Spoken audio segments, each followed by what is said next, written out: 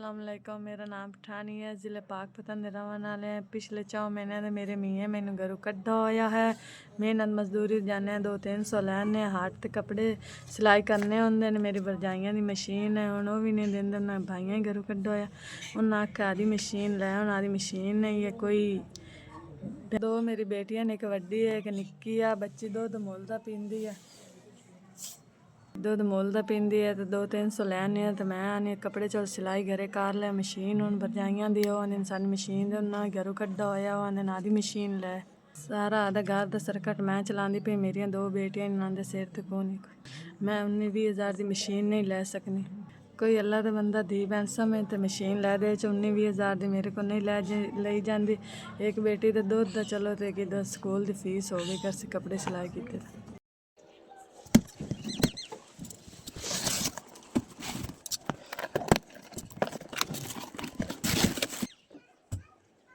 SVS ਤੁਹਾਡੀ ਤਰਫੋਂ ਮੈਨੂੰ 20 ਹਜ਼ਾਰ ਦੀ ਮੋਟਰ ਤੇ ਮਸ਼ੀਨ ਮਿਲ ਗਈ। ਤੁਹਾਡੀ ਮਿਹਰਬਾਨੀ, ਤੁਹਾਡਾ ਸ਼ੁਕਰੀਆ। SVS ਨੂੰ ਅੱਲਾਹ ਪਾਕ ਗਣਾ ਦੇਵੇ। ਔਖੇ ਵੇਲੇ ਸਾਡੇ ਕੰਮ ਹੁੰਦੇ, ਅਸੀਂ ਦੁਆ ਹੀ ਦੇ ਸਕਨੇ। SVS मैं बड़ी खुश। SVS ਤੁਹਾਡੀ ਤਰਫੋਂ ਮੈਨੂੰ ਮਸ਼ੀਨ ਮਿਲ ਗਈ, मैं बड़ी खुश। अल्लाह पाक SVS ਨੂੰ ਗਣਾ ਦੇਵੇ।